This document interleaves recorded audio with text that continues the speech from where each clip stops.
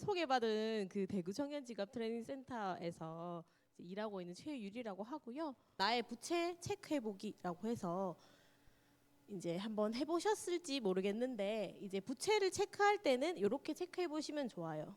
대출액도 한번 해보고 내 얼마나 빌렸는지, 그리고 얼마나 남았는지, 그리고 이자율은 얼마인지, 그리고 대출 기한이랑 이제 월 상환금 얼마 나가는지 이런 걸 잘 체크해서 이제 체크를 해보시면 좋은데, 또 안타깝게도 우리나라에는 사실 이제 채무를 한 곳에서 보여주는 곳이 있으면 좋을 텐데 사실 그런 곳은 없거든요.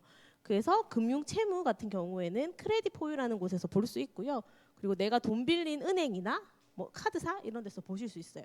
그리고 이제 통신 채무라고 해서 각 뭐 통신사마다 뭐 핸드폰 요금이라든지 핸드폰 값 이런 것들을 이제 체크해 볼 수가 있는데, 나의 통신 채무 현황 조회하기 여기 들어가시면 또 볼 수가 있어요.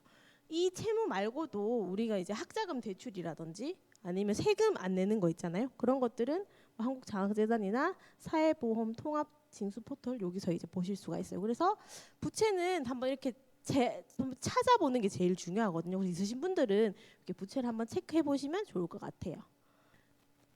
대출 바로 알기부터 먼저 이제 얘기를 해볼 건데, 대출 혹시 언제 하실 건지 이제 여쭤보면은 보통 혹시 대출 언제 하실 것 같으세요? 집 살 때 혹시 대출 언제 하실 것 같으세요? 두 분. 돈이 필요할 때? 그쵸, 그쵸, 맞아요.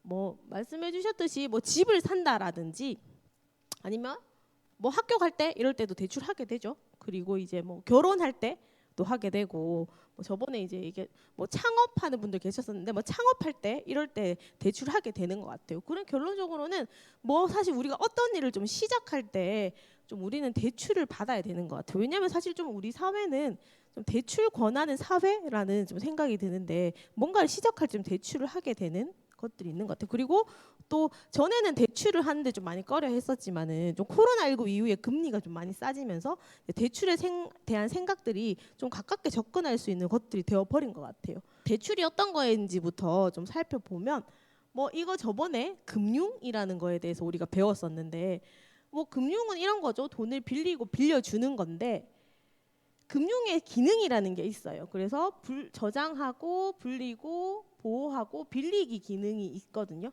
이렇게. 그래서 금융의 기능 중에 사실 돈을 빌리는 기능이 대출이라고 보시면 될 것 같아요. 그래서 대출은 금융의 기능 중에 하나이고 대출은 돈을 빌리는 거다. 이렇게 생각해 주시면 될 것 같아요. 돈을 빌리는 게 대출이다. 곧.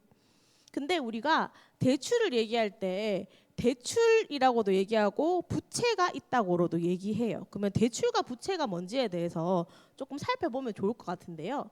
대출은 돈을 빌리는 행동 그 자체를 대출이라고 불러요. 그래서 내가 대출을 한다, 대출을 낸다 이렇게 얘기하죠.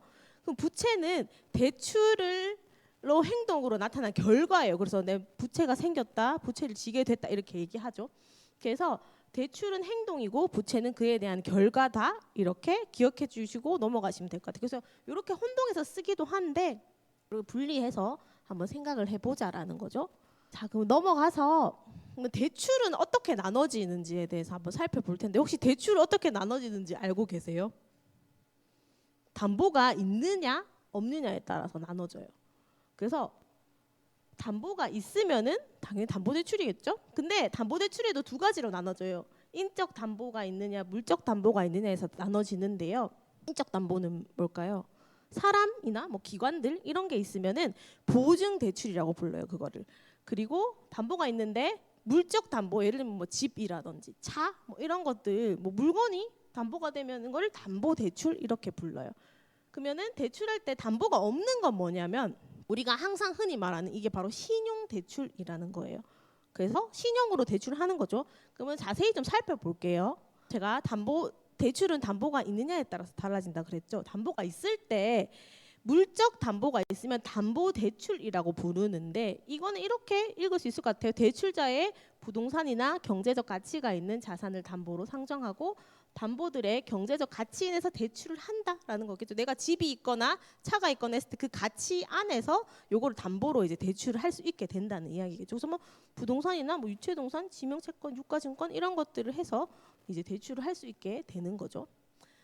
자, 그리고 다음으로 보증 대출인데, 제가 보증 대출은 아까 인적 담보라고 말씀드렸었잖아요. 그래서 그거는 사람이나 기관이 대신 돈을 갚아주는 것을 보증하는 거예요. 응답하라 1988 이런 데서 왜 덕선이 아빠가 보증 잘못 서가지고 막 집안 말아먹고 이러잖아요. 그래서 그게 이제 보증 대출인 거예요. 그래서 연대 보증이라고도 부르죠.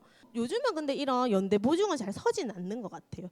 그러면 어떤 대출들이 있냐고 하면 이제 뭐 한국장학재단이라든지 주택금융공사 같은 데서 이제 이 사람 기관에서 서민들 대출해주고 저리로 대출해주는 그런 보증 대출들이 좀 많은 것 같아서 보통 보증, 연대 보증, 공동 보증 이런 것들이 있습니다. 자, 그러면 이 담보가 있는 대출에서 배워봤다면 우리가 사실 거의 많이 하는 거는 담보가 없는 대출, 신용 대출이에요. 신용 대출은 당연히 내가 돈을 빌린다면 나의 신용도를 판단해서 대출의 금액과 금리가 결정되는 대출이겠죠. 그러면 일반 대출, 한도 대출 이런 게 있는데 좀 자세히 살펴보면 담보 대출에는 이게 요새 제일 많이 드는 거 주택 담보 대출, 내 집을 담보로 해서 대출을 받는 게 가장 많은 하겠죠. 그 요즘에는 보험이나 예적금 이런 걸로 담보를 하는 대출도 많이 하더라고요. 그래서 내가 있는 물적 자원들 경제적 가치 내서 대출하는 게 담보 대출 이런 거라고 생각해 주면 될 것 같고, 보증 대출 같은 경우에는 특례 보증 대출이라고 해서 제가 아까 전에 말씀드렸듯이 한국주택공사나 아니면은 요즘에 이제 신용보증기금 이런 데서도 자영업자들을 위해서 좀 저금리로 해서 이제 서민들을 위한 대출들을 하는 것들 보증 대출이 좀 많이 있더라고요. 그래서 이런 거가 있는 거를 기억해 주시면 될 것 같고, 마지막으로 이걸 제외한 나머지 거의 다 신용 대출, 우리가 보통 대출이라고 부르는 게 거의 신용 대출이거든요. 그래서 거기에는 뭐 할부도 포함돼 있고 뭐 신용카드 쓰고 뒤에 나오는 것도 될 수 있고 마이너스 통장이나 우리가 얼마 정도 계약해서 하는 신용대출 모두 포함되는 게 이렇게 세 가지 정도 대출의 종류다라고 기억해 주시면 좋을 것 같아요. 자, 이제 넘어가서 대출할 수 있는 기관에 대해서 우리가 한번 살펴볼 텐데요. 기관들 아주 여러 개 있어요. 우리가 근데 보통 대출 기관이라고 생각하면 금융회사에서 돈을 많이 빌린다고 생각하거든요. 근데 이렇게 되게 여러 가지 기관들이 있어요. 정부기관, 금융회사, 금융조직, 기타 이렇게 여러 가지 기관들이 있는데요. 보시면 정부기관은 뭐 우리가 다 알고 있는 거예요. 한국장학재단에서 돈을 빌리기도 하고요. 뭐 이거는 이제 학자금이나 이제 이런 걸 빌려주는 거죠, 학생들에게. 그리고 지역 신용 보증 재단 같은 경우에는 좀 자영업자들이 요즘에 이제 창업할 때 좀 돈을 많이 빌려야 되는데 사실 자영업자들이 신용이 그렇게 높지가 않다 보니까 이 지역 신용 보증 재단에서 보증을 서주고 좀 금리를 낮게 해서 빌려주는 기관이에요. 그리고 한국주택금융공사 이것도 많이 들어보셨을 것 같아요. 우리가 요새 이제 주거비 대출을 많이 해주는데 정부에서 하는 정책들이 있잖아요. 그 정책들에 대한 보증을 서주는 곳이 이제 한국주택금융공사예요. 그래서 우리가 되게 뭐 디딤돌 대출이라는 이런 거 하면 좀 저리로 빌릴 수 있잖아요. 그래서 이런 것들을 통해서 이 정부기관을 기억해 두셨다가 내가 뭐 학자금이 필요하다, 뭐 창업자금 필요하다, 주거비 대출 필요하다 했을 때 이런 기관을 이용하시면 좋을 것 같아요.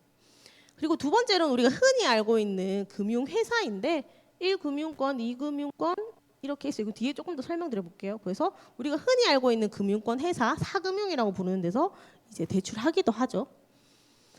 그리고 금융조직이라는 건 아마 처음 들어보셨을 거예요. 이거는 뭐냐면 이제 기존에 있는 금융이 사실 소득이나 신용도를 너무 많이 보다 보니까 사실 이율이 너무 많이 매기게 되잖아요. 그래서 이렇게 이제 있는 사람들이 대안의 금융을 좀 찾은 거예요. 그래서 마이크로 크레디트라고 해서 소액 대출이긴 한데 신용도를 조금 뭐 신용도가 낮더라도 이제 저리로 빌려주는 곳이고, 신나는 조합이나 사회연대은행이 이런 이제 소액 대출을 해주는 곳이고요. 관계금융조직이라고 해서 이거는 이제 여기에 가입하게 되면은 소액 대출을 할 수 있는 이제 기관 조직들이 있어요. 그래서 사회적 협동조합 동행이라는 곳도 있고요. 대구 청년연대은행 디뎀이라는 곳도 있어요. 그래서 여기에 가입하게 되면 뭐 활동이나 이런 데 참여하면은 관계 크레딧 같은 걸 주는 거예요. 그래서 관계 그런 신용도를 쌓아가지고 이제 대출할 수 있게 되는 이런 조직들도 있습니다. 그래서 대구 청년연대은행 디딤이 대구에 있으니까 대구에 있는 청년분들은 좀 잘 기억해 두셨다가 여기 이제 이용해 보시면 더 훨씬 좋을 것 같아요. 그리고 마지막으로 우리가 사채나 불법금융, 이제 소액결제라는 게 있어요. 좀 이거는 이제 법적 테두리에서 벗어나서 있는 이제 대출 기관들이죠. 이 기관들은 이용하지 않으시면 좋겠죠. 사채나 불법금융이나 이제 핸드폰 소액결제 등은 사실 이용하지 않으시면 가장 좋을 것 같아요. 자, 그럼 아까 전에 좀 넘어갔던 거 이제 대출 기간 중에 우리 금융회사에 대해서 좀 살펴볼 건데 금융회사는 이렇게 돈을 많이 빌릴 수가 있어요.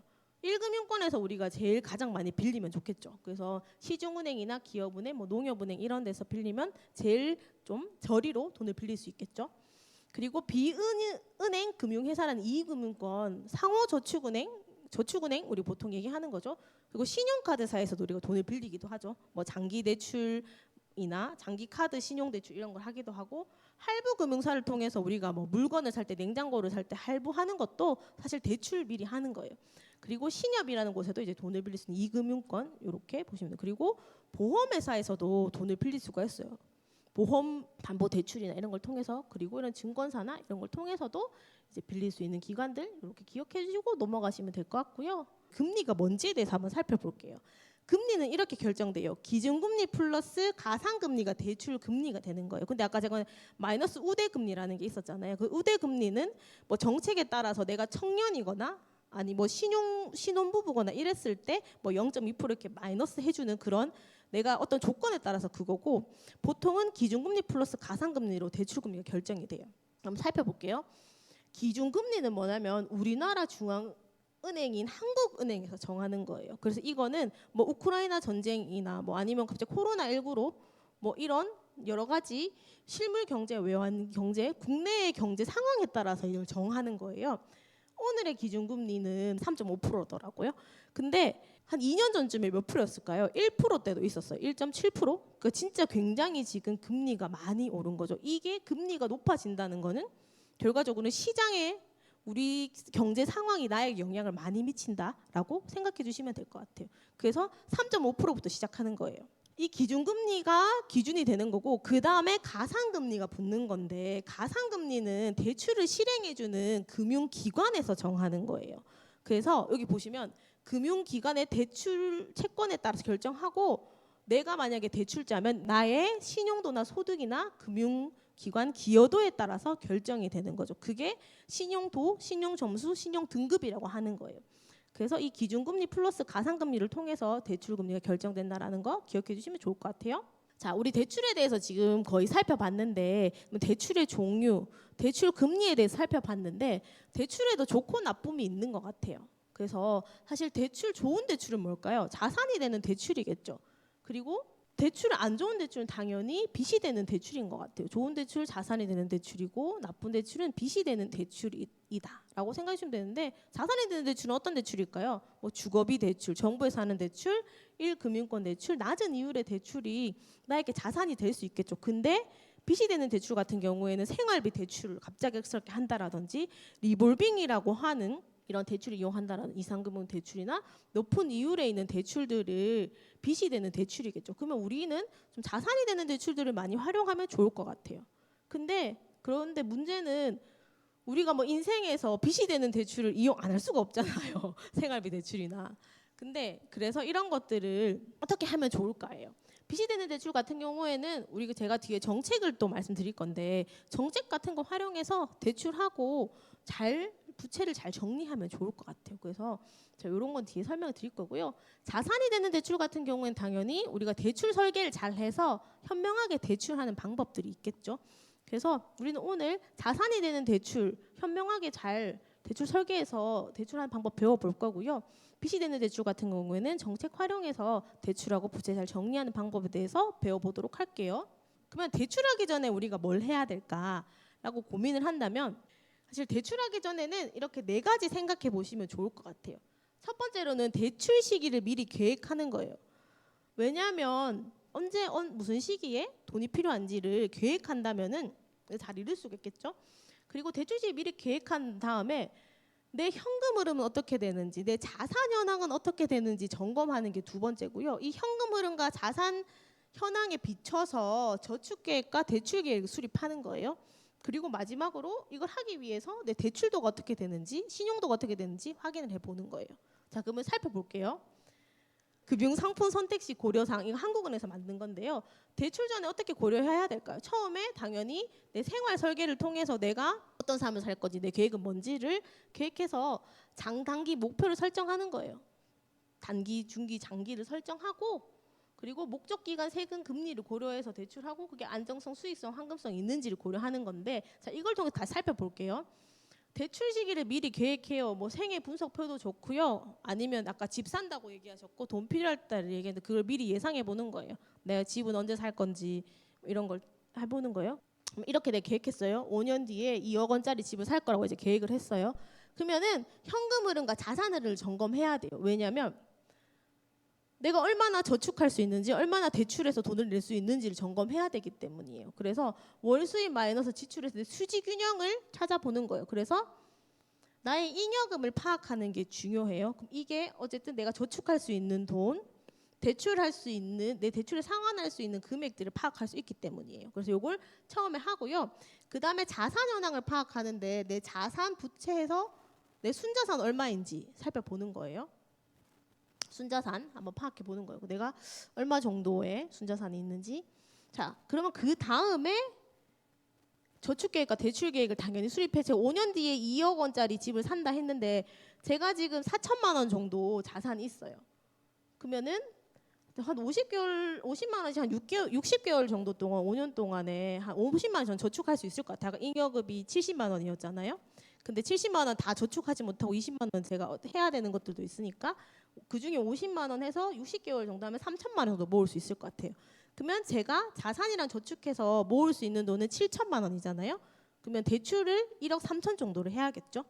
이런 식으로 이제 저축과 대출 계획을 구체적으로 수립해서 내 자산은 얼마고 저축은 어떻게 해야 되는지 그동안 얼마 모을 수 있는 돈은 얼마인지 그리고 대출을 얼마 해야 되는지 이렇게 구체적으로 계획을 세워보는 겁니다. 사실 대출에 있어서 신용이라는 거는 진짜 필수적인 거예요. 그래서 신용도에서 그러면 지금부터 한번 알아보면 좋을 것 같아요. 신용도가 대체 뭘까? 그놈의 신용 하는데 신용 높여야 된다. 뭐 이런 얘기 많이 들어보셨죠? 그러면 이 대출의 필수적인 신용이 뭔지에 대해서 우리 지금부터 한번 살펴볼게요. 자, 신용이란 이런 거예요.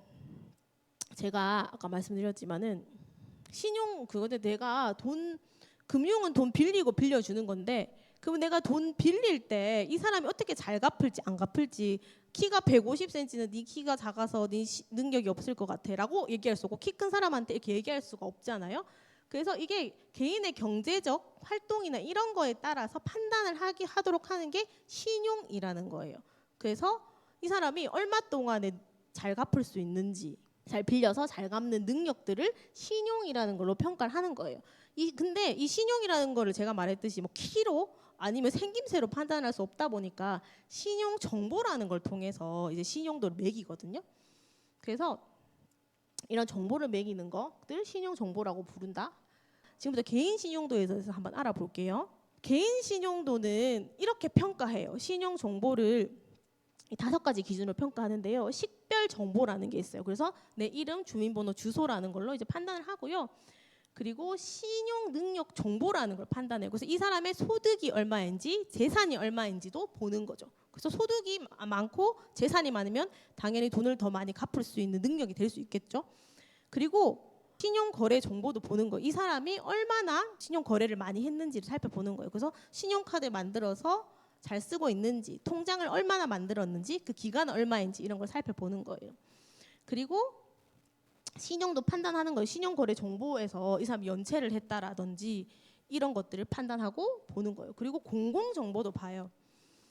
그래서 세금 안 내가지고 이제 신용 불량자 되시는 분도 있거든요. 그래서 이 사람 얼마나 세금을 잘 냈는지에 대해서도 살펴보고 혹시 파산을 하지 않았는지 이런 것들 살펴보고 이게 5가지 기준으로 살펴보는데 이 정보는 이렇게 평가되는 거예요. 가공은 은행이나 보험 이 회사에서 신용 정보를 제공해요. 이 사람이 잘 갚는지 언제 뭐 신용카드를 개설했는지 통장을 개설했는지를 하고 제공하고 이용하는 기간은 같고 그 중간에서 이제 신용 정보 회사라는 데서 이런 것들 판단해서 이제 여기에 넘긴다라는 이야기예요. 그러면 신용 정보는 대체 어떻게 볼까 평가할까라고 했을 때 이렇게 4가지 정도로 판단하는데요. 대출 정보, 카드 정보, 연체 정보 이렇게 판단을 해요. 뭐 대출 금액 최초 언제 개설했는지, 뭐 신용 대출은 얼마인지, 담보 대출 얼마 있는지를 살펴보고요. 그리고 잘 갖고 있는지, 그래서 연체는 얼마나 되어 있는지, 일수는 얼마인지, 최근에 발생했는지, 전에 발생했는지 이런 걸 살펴보는 거죠. 이렇게 살펴보는 건데, 그러면 신용 정보는 이렇게 판단을 해요. 지금은 이제 등급이라는 것도 있고 점수라는 것도 있는데 지금은 사실 등급은 없어졌고 점수만 판단해요. 그래서 보시면 우량, 보통, 주의, 위험 이렇게 나눠요. 뭐 우량은 그렇겠죠. 이 사람이 정상적으로 기간이 오래됐고 채무도 없고 그리고 뭐 연체 없이 잘 갖고 있다라고 했을 때 이렇게 우량이 되는 거예요. 그리고 보통의 사람은 좀 신용 거래가 좀 짧은 거예요. 그래서 청년들이 왜 여기 4, 5등급이냐면은 청년들이 신용 거래를 한 기간이 짧잖아요. 그렇기 때문에 이제 여기 짧은 거예요. 그리고 뭐 연체 기록은 없고 뭐 이렇게 하면 보통이에요. 근데 주의는 연체를 했거나 좀 장기 연체에 대한 기록이 있는 거예요. 그 정도인 거고 위험은 장기로 연체했거나 다수의 부채가 있으면은 이제 위험이 될 수 있는 거죠. 이렇게 정도로 나눠진다고 보시면 될 것 같고요.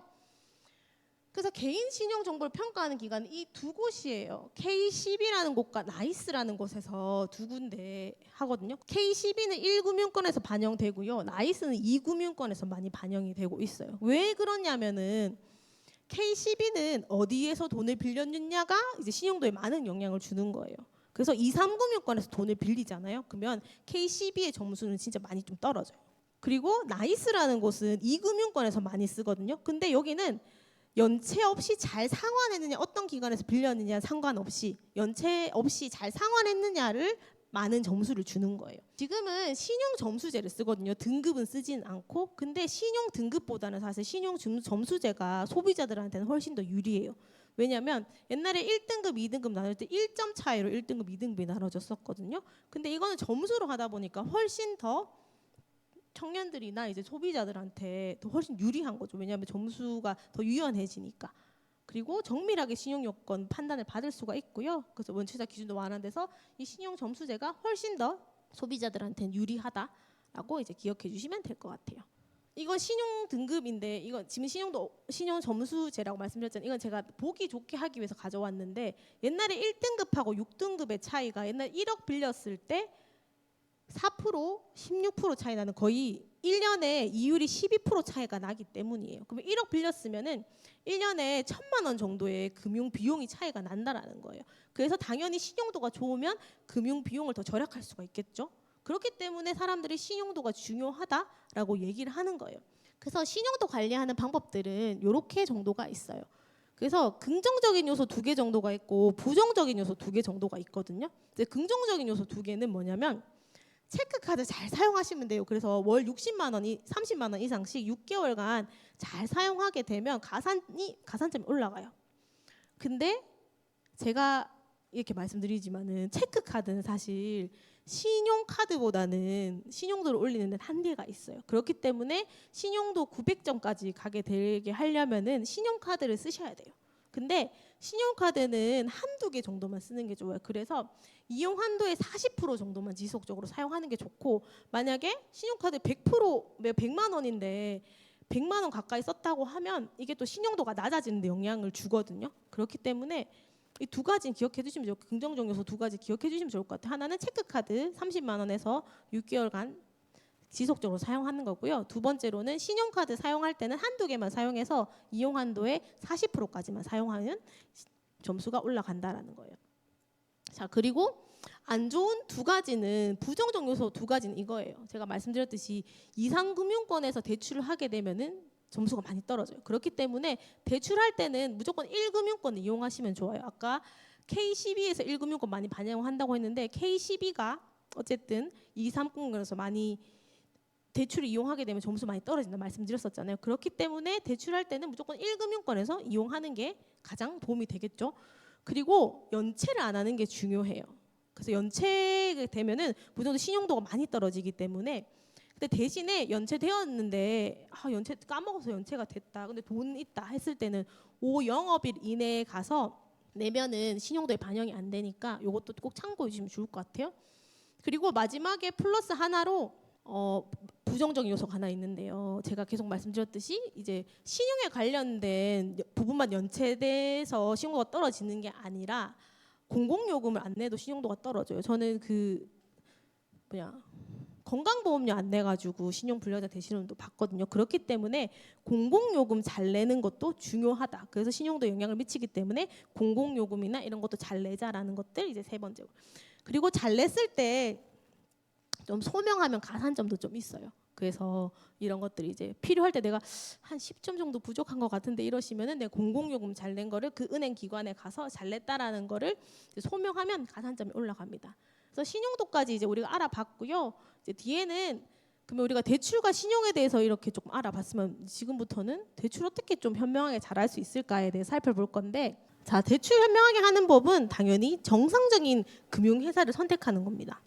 작업대출, 내구재 대출, 뭐 소액 결제 현금화, 불법 사채, 대포 통장 이런 거에서 혹시 들어보셨는 분도 있고 안 들어보셨을 수도 있을 것 같아요. 이거는 아마 저희 8강에 가면 이제 금융피해 예방법에 대해서 좀 더 자세히 얘기할 건데, 사실 돈이 급하게 되면은 인터넷에 쳐보거든요. 무직자 대출 이런 거 쳐보고, 그러면 당연히 쉽게 빌리는 대출은 갖기가 어렵고 내가 무직일 때는 뭐 서류를 조작한다든지 이런 데 이제 얽힐 수가 있어요. 그렇기 때문에 이런 불법 대출들은 이용하지 않고 당연히 정상적인 대출들을 이용하는 게 좋겠죠. 그리고 지금 제가 아까 말씀 법정 최고금리 20%거든요. 그래서 20%가 넘어간다고 얘기하는 대출들은 다 불법이고, 이거에 대해서는 20% 초과된 분에 대해서는 다 돌려받을 수가 있어요. 그렇기 때문에 정상적인 금융회사들 20% 초과하지 않고 이런 불법 대출들이 아닌 것들을 선택하는 게 중요하겠죠.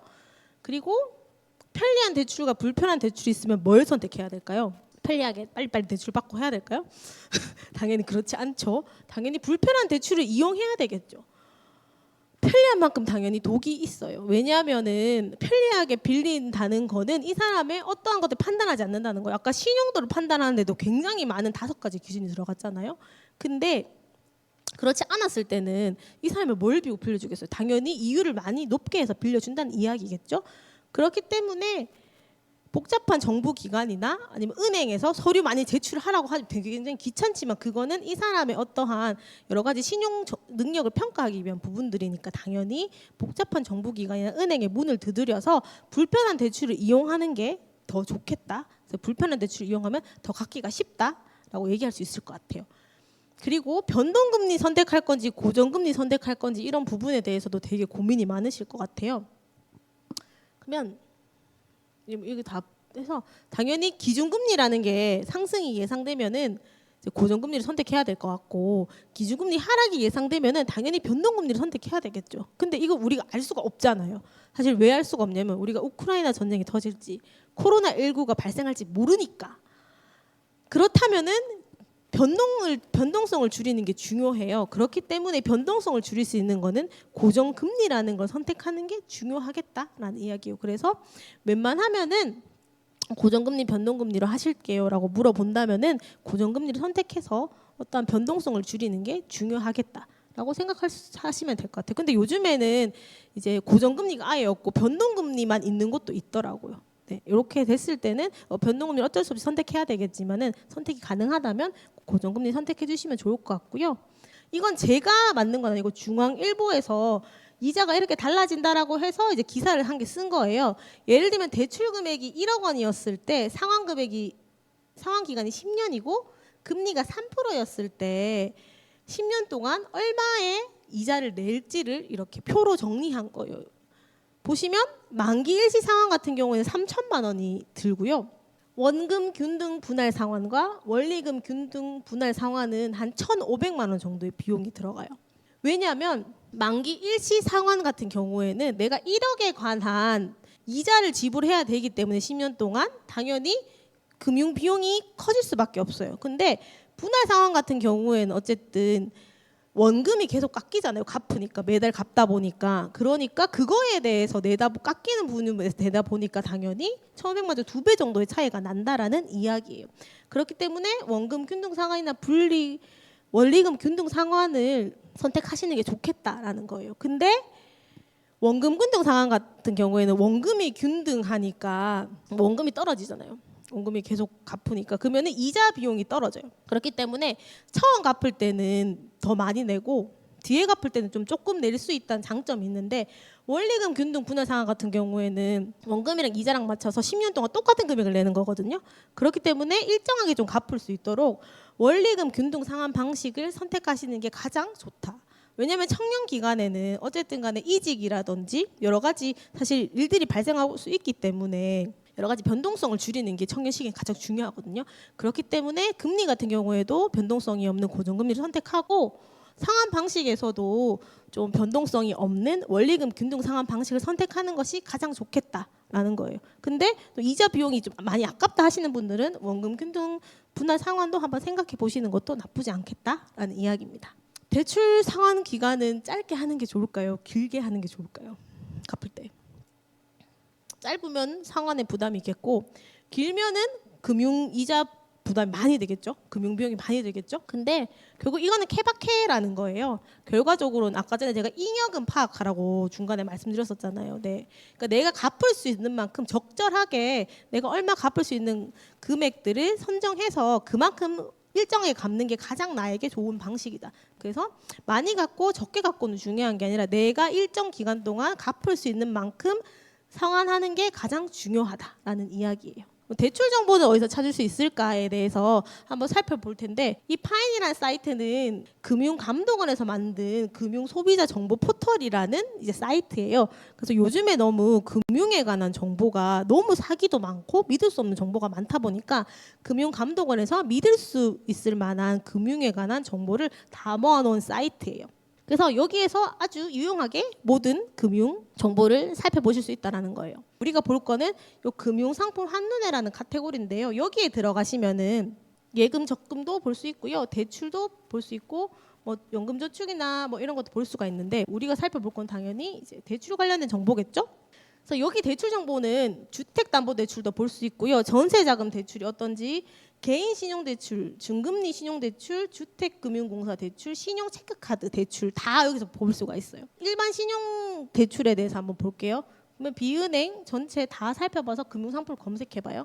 그러면은 이렇게 금리가 낮은 순으로 이제 비교를 해줘요. 여기는 이제 농협 같은 경우에는 이 점수부터는 아예 대출은 안 되네요. 그래서 이렇게 내가 내 점수에 따라서 얼마 정도의 이제 이율로 빌릴 수 있는지를 체크해 볼 수가 있어요. 그래서 대출 정보는 여기 들어가서 한번 체크해서 살펴보시면 좋을 것 같아요. 그래서 여기 찾아볼 수가 있으니까 이율 같은 걸 비교해서 한번 찾아보시면 좋을 것 같고요. 사실 현명하게 대출 잘하는 법은 정책을 잘 활용하는 거예요. 그래서 사실 우리나라에는 대출 정책이 되게 잘 돼 있어요. 왜냐하면 우리나라 어쩔 수 없이 대출을 많이 내야 되는 나라다 보니까 정부에서 대출 관련한 정책들을 많이 만들어냈거든요. 그렇기 때문에 정책을 잘 활용하는 게 현명하게 대출하는 방법이 하나일 수 있을 것 같아요. 뭐 교육비는 다 아시겠지만 당연히 한국장학재단에서 취업 후 상환이나 일반 상환 학자금 선택하면은 좀 저리로 빌릴 수 있다라는 걸 기억해 주시면 좋을 것 같고요. 나라에서 이제 정부에서 햇살론 뉴스라는 정책을 만들었어요. 한 몇 년 전쯤에. 근데 이게 왜냐하면 취업 준비생에 관한 고민들도 정부에서 하나 봐요. 그래서 여기 보시면 학생 및 청년이 금융 애로를 해소하고 학업 및 취업 준비에 전념할 수 있도록 햇살론 뉴스라는 제도를 통해서 이제 일을 하지 않더라도 돈을 빌려주는 거죠. 보통 돈을 빌리려면은 소득이 있어야 되고 신용도가 좀 좋아야 되잖아요. 근데 이건 소득이 없어도 돼요. 그래서 보시면 만 19세부터 34세 이하의 청년에게 최대 1,200만 원까지 대출을 해주는 정책이에요. 근데 이게 반기별로 해서 300만 원씩 2년까지 대출이 가능하더라고요. 그래서 한꺼번에 1,200만 원 빌려주는 건 아니고 반기별로 300만 원, 1년이면 600만 원, 2년이면 1,200만 원 이렇게 해서 이제 빌려주고 근데 이게 이제 뭐 특정 자금에 관련해서 뭐 주거비라든지 의료비 같은 경우에는 900만 원까지 대출 가능하다고 하니까 이것도 기억해 두셨다가 햇살론 뉴스 이용해 보시면 좋을 것 같아요. 근데 이거의 좋은 점은 어쨌든 거치 기간을 둘 수 있다는 거예요. 이자만 내는 기간, 돈 안 갚아도 되는 거죠. 보통 이제 우리가 대출하게 되면은 다음 달부터 바로 갚거나 이렇게 되잖아요. 근데 햇살론 뉴스 같은 정책은 어쨌든 취업 준비생이나 대학생을 대상으로 하는 거다 보니까 당연히 돈을 못 갚을 거라고 예상을 하고 1년에서 6년 정도의 거치 기간을 둘 수가 있어요. 그래서 그런 게 좋으니까 기억해 두셨다 좋으실 것 같고 연이율은 4%에서 4.5% 대상마다 좀 다르더라고요. 그래서 생활에 필요하신 분들은 이 햇살론 뉴스라는 정책 기억하고 계셨다가 요거 이용해 보시면 좋을 것 같아요. 자, 그리고 우리가 제일 크게 돈을 빌리는 게 근데 이제 우리나라에는 또 집값이 너무 비싸다 보니까 이런 관련된 집에 관련된 주거 관련된 대출도 되게 잘 돼 있어요. 두 가지 정도 소개해 드릴 건데요. 하나는 전세고 하나는 내 집 마련하는 대출이에요. 근데 제가 이거 하나만 소개했지만 관련된 비슷한 정책들이 진짜 많아요. 뭐 청년 중소기업 뭐 전세자금 대출도 있고요. 뭐 되게 다양해서 자기에게 맞는 정책을 찾아서 하시면 될 것 같아요. 대표적인 게 전세자금 대출 같은 경우에는 버팀목 전세자금 대출이라는 거예요. 그래서 여기 기준만 맞으면 되는 거예요. 아까 전에 제가 이제 학자금 대출 한국제에서 하는 거 말씀드렸었잖아요. 그런 것처럼 이 버팀목 전세자금 대출도 기준만 맞으면 거의 다 빌려줘요. 그래서 보시면 만 19세 이상인 무주택 세대주 그리고 연소득 5천만 원 이하고 자산이 3억 2,500만 원 이하이면 거의 다 대출이 가능해요. 근데 대신에 이 버팀목 전세자금 대출 이율이 엄청 낮아요. 1.8%에서 2.8%로 굉장히 낮지만 조금 안 좋은 점은 평수나 금액에 제한을 둔다는 점에서는 조금 안 좋아요. 24평이거든요. 그래서 집이 24평이어야 되고 대구 같은 경우에는 전세 그 보증금이 2억 이하인 집에만 가능하다는 게 조금 안 좋은 점이긴 한데 그래도 굉장히 이율이 낮기 때문에 처음에 이용할 때는 요 전세자금 대출 한번 이용해서 해보면 좋다라는 거. 그리고 10년까지 연장을 할 수 있더라고요. 저도 지금 요 버팀목 전세자금 대출 이용해서 살고 있는데 이사 갈 때도 옮겨서 갈 수 있게 해주더라고요. 그래서 요 버팀목 전세자금 대출도 한번 활용해 보시면 좋겠다라는 거고요. 그리고 내 집 마련 디딤돌 대출이라는 거는 거의 비슷한데 집을 사는 대출이에요. 그래서 여기는 연소득 6천만 원 이하고 자산이 4억 5,800만 원 이하이면 가능해요. 근데 집이 대신에 5억 이하여야 되고 24평 이하여야 된다는 점은 있어요. 근데 대신에 이율이 2%에서 2.75%로 아주 낮기 때문에 이런 것들 활용해서 주거비를 한번 그 금융비용을 절약해 보시면 좋을 것 같아요. 그래서 이게 생애에 한 번밖에 안 되는 대출이거든요. 왜냐하면 무주택자여야 되니까. 그래서 처음에 이제 뭔가 집을 사거나 전세를 할 때는 정부에서 하는 이런 대출 제도들을 이용해 보시면 좋겠다라는 거예요. 또 고민하시는 게 사실 신용카드도 대출 중에 하나이잖아요. 그래서 신용카드에 대해서도 좀 고민이 있으실 것 같아서 좀 신용카드를 어떻게 하면 좀 잘 사용할 수 있을까에 대해서 같이 얘기를 한번 나눠보면 좋을 것 같은데요. 왜 사용할까요? 이렇죠. 보통 이제 여쭤보면 혜택이 많아서 쓴다라고 얘기하시는 분도 계시고 편리하다라고 얘기하시는 분도 계시고 또 신용도를 높일 수 있어서 쓴다. 그래서 뭐 이렇게 얘기하시는 분들 계세요. 근데 신용카드에 맹점이 있어요. 뭐냐면 혜택을 받기 위해서는 우리가 혜택을 받기 위해서 쓴다고 하잖아요. 근데 최소 사용 한도가 있어요. 보통 30만 원 정도의 한도를 무조건 넘어가야지 혜택을 볼 수가 있어요. 그러면 만약에 뭐 내가 3개의 카드에서 다른 혜택을 이용한다면 결국 90만 원을 써야 되는 거예요. 그런 맹점이 있고요. 그리고 두 번째로 신용카드로 지출을 하시는 분들은 100% 신용카드 지출하시는 분도 많으시더라고요. 그러면은 이게 다음 달에 나오고 이렇다 보니까 내가 어디에 뭘 썼는지를 파악할 수가 없어요. 그렇기 때문에 이게 내가 얼마 썼는지 체감하기가 어렵다는 점이 있고요. 그리고 신용카드에 다 쓰다 보면은 이걸 끊을 수가 없어요. 왜냐하면 다음 달에 또 나오니까 이걸 중간에 신용카드를 끊고 뭐 체크카드를 쓴다고 하기는 굉장히 어려운 일이에요. 근데 이게 뭐 다 그렇더라도 결국 신용카드는 결국 빚이에요. 그 내가 다음 달에 갑자기 이번 달에 막 긁어가지고 한 300만 원 썼어요. 근데 내가 갑자기 회사에서 잘렸어요. 그러면 돈이 나올 데가 없으면은 결국 이 300만 원 나한테 빚이 되어 버리는 거예요. 신용카드는 내 통장에서 돈을 쓰는 게 아니라 내 신용을 땡겨서 쓰는 거다 보니까 결국 신용카드 빚이라는 결국 맹점이 있다라는 거죠. 그렇기 때문에 신용카드는 이렇게 세 가지를 기억하고 써주시면 좋을 것 같아요. 제가 아까 전에 신용도에서도 말씀드렸지만 한두 개 정도만 사용하는 거예요. 그리고 용도와 액수를 정하는 거고요. 한 달에 한 번 정도는 결산을 해보는 게 중요해요. 한두 개 정도만 사용하는 왜 사용하라고 말씀드리냐면은 내가 만약에 신용카드 3-4개가 있는데 안 쓰고 이러면은 무조건 신용도 하락해요. 그렇기 때문에 내가 사용하는 신용카드 한두 개만 만들어서 사용을 하면 당연히 신용도가 높아지겠죠. 두 번째로는 용도와 액수를 정하는 건데 아까 전에 말씀드렸듯이 신용카드의 맹점은 내가 신용카드로 모든 지출을 하게 되면은 의존도가 굉장히 높아진다라는 거예요. 그렇기 때문에 용도와 액수를 정하는 게 좋은데 예를 들면은 뭐 카드 최소한도가 뭐 30만 원이라면 뭐 사람 만나는 비용 30만 원 쓴다 하면 사람 만날 때만 그렇게 쓰는 방법이 있겠죠. 그래서 혜택 받을 수 있는 최소한도만 사용하고 그래서 신용 지출 과다 사용을 막는 게 되게 중요한 포인트가 될 수 있을 것 같아요. 그리고 세 번째로는 한 달에 한번 결산을 해보는 거예요. 그래서 지출 항목별로 좀 사용 내용을 정리해 보는 거예요. 신용카드를 많이 쓰게 되면 보통 이게 넘어가게 쓰게 되는 경우 내가 얼마 긁었는지 몰라서 좀 나의 소득보다 넘게 쓰게 되는 경우도 많더라고요. 그렇기 때문에 좀 항목별로 정리를 해서 내가 마이너스가 되지 않도록 하는 거, 잉여금이 남을 수 있도록 하는 거, 그런 게 중요하겠죠. 그래서 주도적이고 계획적으로 사용하는 게 이제 중요할 것 같아요. 대출을 하는 법은 알겠는데 상환을 대체 어떻게 하면 잘할 수 있을까? 그러면 상환을 잘 하려면은 당연히 처음에 부채 현황부터 잘 파악을 해야 되겠죠. 금융 채무는 이 크레딧 포유라는 곳에서 확인하실 수 있고요. 각종 금융기관에서 확인해 보실 수 있어요. 그리고 통신 채무, 내가 핸드폰 값은 따로 관리하기 때문에 방송통신 신용정보 공동관리 여기 들어가시면은 딱 내가 연체됐는지 안 됐는지를 볼 수가 있어요. 그리고 체크를 한번 해보시고요. 이 M세이퍼에 들어가시면은 명의가 도용됐는지 안 됐는지 여기 살펴보실 수 있으니까 한번 체크해 보시면 좋을 것 같아요. 그리고 제가 아까 공공요금도 잘 내야 된다고 말씀드렸는데 공공요금도 미납되는 경우가 있더라고요. 근데 그거 잘 모르고 된 경우가 있는데 여기 국민은행이나 국민연금이나 건강보험 납부 현황에 들어가셔서 한번 찾아보시면 좋을 것 같아요.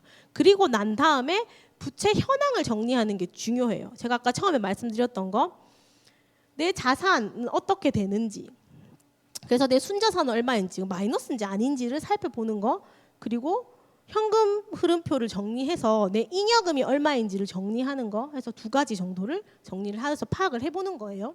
자, 부채 상환에 대해서는 이렇게 네 가지 정도가 있을 것 같아요. 상환하는 방법은 네 가지 정도인데, 하나는 자산을 조정하는 거고요. 두 번째로는 현금 흐름을 조정하는 거예요. 그리고 세 번째로는 기간과 금액 정해서 계획을 수립하는 거고요. 그리고 정책 활용하는 거겠죠. 거의 아까 전에 처음에 대출 우리가 낼 때랑 비슷한 구조예요. 그 다음에 쉬운 구조로 변경을 하는 거예요. 부채가 여러 개라면 하나로 통합하는 게 진짜 중요해요. 왜냐하면 부채가 여러 개 있으면은 나가는 날도 다 다르고 회사도 다 다르기 때문에 대체 언제 뭐가 나가는지를 알 수가 없기 때문에 여러 개 있으면 하나로 통합하는 게 중요해요. 그리고 이자와 원금은 동시에 갚는 게 중요하다고 제가 아까 말씀드렸었죠. 일시 상환했을 때는 이자 비용이 높기 때문에 웬만하면 이자와 원금을 동시에 갚아서 금융 비용을 줄이는 게 중요할 수 있을 것 같아요. 그리고 상환 현황을 파악할 수 있도록 좀 대출 동장은 따로 관리하시는 게 좀 필요할 것 같아요. 자, 그래서 상환하기 어렵다면 채무조정제도 이용하는데 뭐 프로세스 이런 게 있을 수 있을 것 같아요. 연체가 있는 것과 없는 거에 따라서 해결 방안이 다른데요. 연체가 없으면은 상환 능력이 있으면 잘 갚고 지출 조정하고 전환 대출을 잘 갚으면 되겠죠. 근데 연체가 없고 뭐 내가 상환 능력이 부족하다면은 자산 처분하고 연체전 채무조정, 개인 워크아웃 이런 거 이용하면 돼요. 연체가 없는데 내가 상환 능력이 없으면 개인 파산하면 되고요. 근데 연체가 있으면 좋아요. 연체가 있으면 이 채무조정 제도라는 걸 잘 활용할 수가 있어요. 그래서 개인 워크아웃이나 개인 회생이나 개인 파산 이런 거 활용할 수 있는데 한번 살펴볼게요. 그래서 정책은 이런 게 있어요. 학자금 대출 이자 지원이라는 제도가 있어요. 그래서 아까 말씀드렸듯이 뭐 잘 갖고 있는데 이자 비용이 좀 부담된다 하면은 이 학자금 대출 이자 지원 같은 경우에는 이게 모든 지자체에서 다 하고 있거든요. 그래서 학자금 대출에 이자가 있으신 분들 이걸 활용해 보시면 좋을 것 같아요. 2022년 하반기에서 2023년 상반기 학자금 대출 이자 지원 해주는 제도예요. 그래서 2017년 이후에 한국장에서 대출하는 것들 이 발생 이자가 지원이 되고 있고요. 그래서 학자금 좀 대출 부담된다 하시면 요거 활용해 보시면 좋을 것 같고요. 그리고 이거에 관련해서 신용 회복을 지원해 주는 것도 있어요. 그래서 학자금 대출 관련된 이제 뭐 이자도 지원해 주고 이런 것도 혹시 학자금 대출 때문에 좀 힘들고 좀 못 갚고 계신다 하시면 요거 활용해 보시면 좋을 것 같고요. 그리고 혹시 전세 있으신 분들은 대구시에서 임차 보증금 이자 지원해 주거든요. 그래서 이런 것도 한번 활용해 보시면 좋을 것 같아요. 그래서 대구시에 주소를 둔 전세를 갖고 있는 청년들한테 빚이 1억까지 있으면은 대출 내가 낸 게 1억까지 있으면 5% 이자 지원해 주거든요. 그러니까 되게 좋은 제도잖아요. 그래서 해당되신다면은 요거 한번 지금 신청 기간이더라고. 신청 한번 해보시면 훨씬 더 이자에 대한 감면을 받을 수 있으니까 한번 해보시면 좋을 것 같고요. 그리고 청년 월세 지원은 이거는 이제 대출 관련된 건 아닌데 사실 우리가 지원 주거비 관련해서 이제 비용이 많이 들어가니까 월세 지원 제도가 있거든요. 그래서 이것도 지금 신청 기간이에요. 그래서 1인 가구인 청년들한테 월 20만 원씩 해서 12개월간 지원해 주거든요. 근데 대신에 이제 부모님하고 별도로 살아야 되긴 해요. 그래서 요게 해당되신다면은 이 월세 지원 관련해서 꼭 이용해 보시면 훨씬 좋을 것 같아요. 그리고 제도를 좀 지금부터 한번 상세하게 살펴볼 텐데, 아까 전에 이제 앞에는 좀 대구시 관련된 정책이었어요. 그러면 지금부터는 정부에서 해주는 정책인데 좀 집과 관련된 대출 때문에 좀 고민하시는 분들 많으실 것 같아요. 왜냐하면 변동금리 선택해서 집 사신 분들이 최근에 이자가 많이 올라가지고 이자 부담하시는데 많이 부담 느낀다 하시더라고요. 근데 안심 전환 대출이라는 제도를 국가에서 시행하고 있어요. 그래서 변동금리에서 3.7%에서 3.9% 고정금리로 전환을 해주는 거예요. 그래서 요거를 계속 갚으면 돼요. 그리고 청년이라면 소득 6천만 원 이하이면 가능하고요. 만 39세 이상 기존 대출 잔액이 2억 5천만 원 이하 있으면 가능해요. 그래서 혹시 지금 이제 변동금리 때문에 집 샀는데 좀 고민이 있으시다면은 요 제도 한번 활용해서 해보시면 좋을 것 같아요. 근데 대신에 이게 조금 안 좋은 점 오피스텔은 안 된다고 하더라고요. 오피스텔이 주거용 주택이 아니라서 그거는 해당이 안 되고 그냥 일반 주택용만 가능하니까 그거는 한번 확인해 보시면 좋을 것 같아요. 그리고 채무조정 제도 제가 계속 말씀드렸었는데 앞에 부분에 있어서는 이제 좀 이자를 내주거나 좀 이자를 낮춰주는 이런 제도였잖아요. 근데 지금부터는 내가 빚을 냈는데 다음 달부터 뭐 해고를 당한다든지 갑자기 아프다라든지 뭐 이런 일이 생길 수가 있잖아요. 부모님이 뭐 갑자기 아프셔가지고 내가 빚을 못 갚게 됐다라든지 이런 일이 있을 때 채무 조정을 해주는 제도예요. 그래서 빚에 관련된 이자와 원금을 줄여주는 제도라고 생각하시면 될 것 같아요. 그래서 내가 빚을 냈는데 다음 달부터 좀 못 갚을 것 같아요. 그러면은 연체전 채무조정 제도라는 게 있어요. 그래서 연체되기 전에 이제 하는 거예요. 그러면은 상환을 유예해주고 상환 기간을 연장해 주는 거예요. 그래서 보시면 최대 3년 동안 상환을 유예해 주는 거예요. 그래서 내가 이번 달에 못 갚을 것 같으면 한번 1년 뒤에 상환을 유예해서 갚을 수 있게 되는 거죠. 그래서 이런 제도가 있으니까 혹시 좀 다음 달부터 갚기 힘들어진다고 고민하시는 분들은 요거 활용해 보시면 좋을 것 같고요. 개인 워크아웃 제도라는 게 있는데 이거는 아까 전에 제가 연체가 있으면은 채무조정 제도에 더 접근하기 싫다고 말씀드렸었잖아요. 근데 대신에 이 개인 워크아웃 제도는 3개월 정도 이제 연체가 돼야 돼요. 근데 대신에 아주 좋은 점은 뭐냐면은 이자와 연체이자 전액 감면해주고요. 그리고 원금에 대해서도 상각 채권은 저기 채권 추진 기간 넘어간 건 70%까지 감면을 해주고 그냥 일반 기관에 있는 건 30%까지 감면을 해줘요. 그래서 이거는 이자랑 원금을 모두 감면해주고 부채도 하나로 합쳐줘요. 그래서 하나에 만약에 내가 뭐 3개 정도 기간에 3천만 원이 있었다면은 그 3천만 원을 한 번에 갚을 수 있게 해주고 이자도 줄여주고 원금도 줄여줘서 10년 동안 갚을 수 있게 해주는 거예요. 그리고 대학생 및 미취업 청년 특별 지원이라는 게 있는데 이게 4년에서 5년 정도 채무 상환을 유예해 주는 제도가 있거든요. 그래서 혹시 빚 때문에 지금 좀 연체가 되고 있다 하시는 분들은 이 개인 워크아웃 제도 활용해서 원금이랑 이자 줄이고 좀 유예도 해서 좀 여유를 찾으시면 좋을 것 같아요. 그리고 마지막으로는 회생이라는 제도인데 개인 회생은 많이 들어보셨을 것 같아요. 개인 회생은 뭐냐면 내가 빚이 1억이 있는데 이게 생계비를 제외하고 나서 3년 동안 만약에 내가 80만 원씩 갚았어요. 그러면 나머지 있는 뒤에 뭐 3년 동안 갚으면 얼마 정도 될까요? 한 3천만 원 갚으면 7천만 원 빚은 깎아주는 감면해주는 그런 제도예요. 그렇기 때문에 이것도 좀 좋은 제도긴 한데 대신에 이건 법원에서 하는 거거든요. 그렇기 때문에 판사의 판결이 있어야 돼서 좀 접근하기가 힘들긴 해요. 이런 제도가 있다는 것도 이제 기억해 주시면 좋을 것 같아요. 그래서 채무조정 기관이 두 군데가 있는데 하나는 신용회복위원회라는 곳이고 하나는 지방법원이거든요. 그래서 신용회복위원회 아까 제가 말씀드렸던 연체전 채무조정 제도랑 개인 워크아웃 하는 제도예요. 근데 이거 말씀드렸지만 여기는 좀 접근성이 쉬워요. 그래서 뭐 누구나 여기 가서 이제 할 수는 있지만은 근데 여기에 조금 안 좋은 점 여기 협약이 가입되어 있는 금융회사만 가능한 거예요. 그렇다 보니까 예를 들면 사채라든지 뭐 불법 금융에서 받았던 거는 여기서는 해결이 안 돼요. 그리고 핸드폰 기기값도 여기서는 해결이 안 돼요. 그렇기 때문에 조금 안 좋은 그런 부분들이 있는 거죠.